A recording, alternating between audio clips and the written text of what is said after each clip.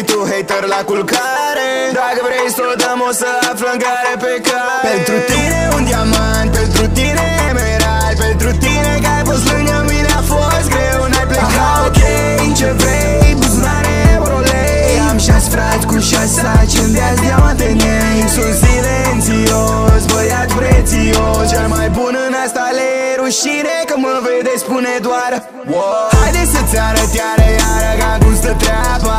Am în spate o generație, știi, nu stă degeaba.